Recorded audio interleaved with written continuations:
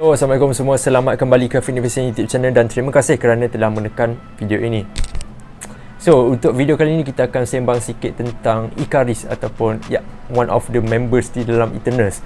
Sebenarnya benda ni, isu ni sepatutnya dah lama kupas selepas Eternals keluar di Pawagam, tapi rupa-rupanya kan, kalau korang perasan lah, filem Eternals itu sendiri dia start untuk rise up kembali, dia start untuk naik, dia start untuk trending kembali selepas Eternals ni disiarkan di Disney Plus Hotstar kan. Nak berbanding dengan Pawagam, aku rasa ramai orang memilih untuk pergi tengok dekat Disney Plus berbanding dengan Pawagam. Aku tak tahu, maybe some of people really tidak berminat dengan Eternals ni, ataupun mereka tidak ingin mengetahui lebih dalam tentang karakter ni, sebab itu mereka tidak memilih untuk pergi melihat Eternals di Pawagam. So, kenapa aku nak cakap pasal Ikaris adalah kerana benda ni dah timbul lama dan aku telah menjawab persoalan ni, cumanya aku tidak membuat video lah pada waktu itu.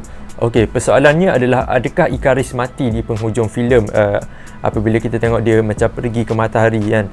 So, untuk menjawab persoalan itu, for those yang belum tahulah benda ni kan, maybe some of you yang macam asal Ikaris pergi kat matahari kan, maybe ada orang yang question tu. Aku rasa kalau korang betul-betul follow MCU dan sebagainya, korang dah tahu lah kenapa Ikaris pergi kat matahari dan sebagainya.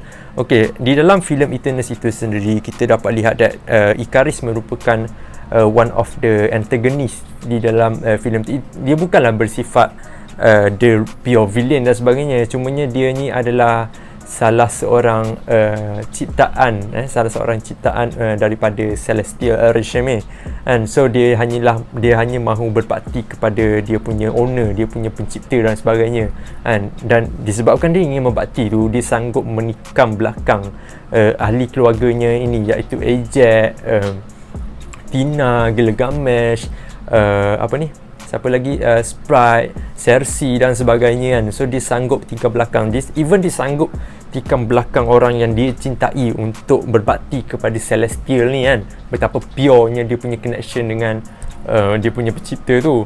Akan tetapi disebabkan di penghujung filem, the final act tu, di mana Ikaris telah telah berlawan dengan 8 ahli of Eternals ni, tak terkecuali dengan Sprite lah, sebab masa itu Sprite one of people yang menyokong Ikaris pada waktu itu. So dia telah menentang dengan 8 ahli Eternals tu, dan dia kalah, dan disebabkan dia kalah kan, dia rasa malu, dia rasa sedih untuk hadap muka-muka member and family member dia ni. So dia fly away just like that without any explanation. Dia pergi straight kepada matahari kan. Dan some of people speculated, dan benda ni termasuk dengan diri aku sendiri. Aku masa aku tengok filem Eternals tu, apabila Ikaris pergi menuju ke matahari, right away aku terus expect yang alright, dia become shame, dia rasa malu, so dia nak bunuh diri. Benda ni sama macam konsep orang-orang Jepun yang terdahulu. Kalau kau rasa kau malu dengan diri kau rasa ashamed dengan apa yang kau buat, kau kena step back, kau kena tikam badan kau dengan pisau kat perut ni kan. Konsepnya sama sebegitulah. So dia pergi straight ke matahari dan telah membunuh diri, dan benda ni bukanlah satu spekulasi sebenarnya. So writer kepada Eternals ni, iaitu Cast Firpo, dia telah mengatakan that Ikaris ni betul-betul commit suicide dan pergi ke matahari untuk membunuh diri dia, ekoran daripada perasaan malu kepada terhadap family dia, dan juga malu terhadap dia punya creator, iaitu Celestial. Sebenarnya ni memang dah confirm, tak ada rumours dan sebagainya. Memang writer itu sendiri mengatakan that Ikaris memang mati akibat suicide. Dia tak nak beritahu benda ni. Kalau ada budak-budak yang tengok, mesti macam apa hal budak dia bunuh diri dan sebagainya. Benda ni satu konflik yang menarik lah untuk dibincangkan sebenarnya. Selepas berbulan-bulan filem Eternals ni keluar dekat Pawagam, adalah rumours yang digembar-gemburkan di mana Richard Madden, iaitu pelakon kepada karakter Ikaris ni, akan kembali muncul. Tak kira di dalam filem kosmik apa pun, ataupun maybe Eternals 2 nanti, memang dah ada rumours dan juga stuntman untuk Ikaris, Richard Madden ni akan muncul in the upcoming future MCU punya projek, memang akan muncul. Cumanya adakah Ikaris yang sama ataupun Ikaris tidak, Ikaris yang tidak sama, itu yang menjadi satu persoalan sekarang. Dan MCU dia ada 3 cara untuk mengembalikan Ikaris.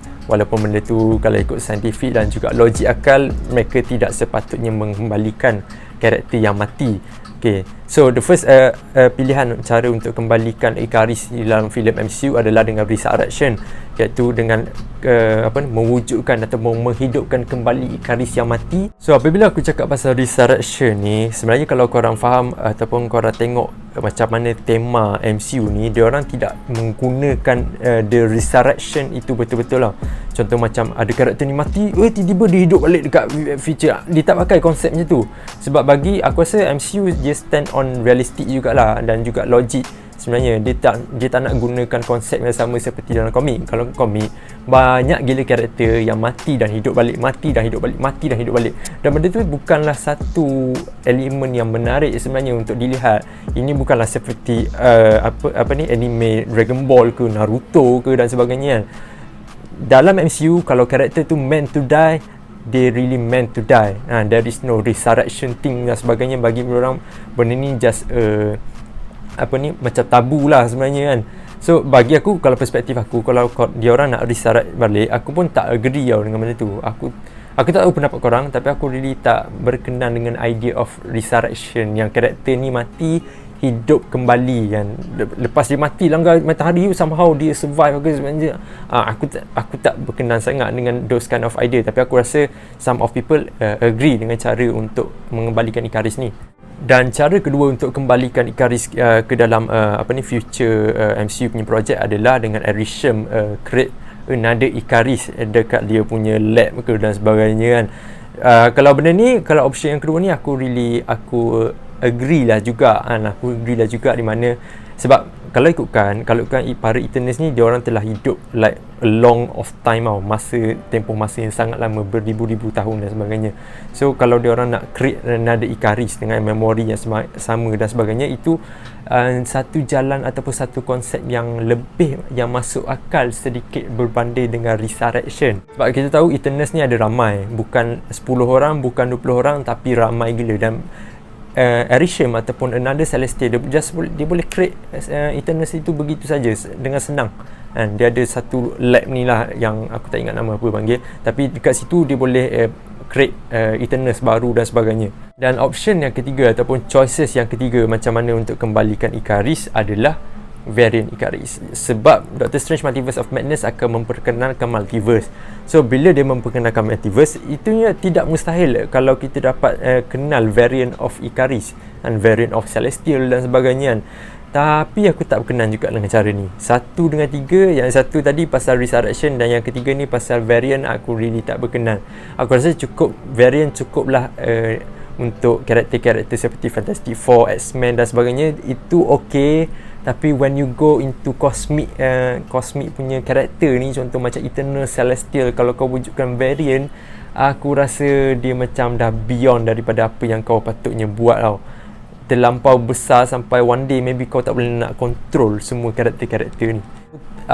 Kalau dia orang betul Ikaris ni betul wujud di MCU punya project in the future, aku sarankan dia orang mengambil option yang kedua dengan mencipta Ikaris kembali.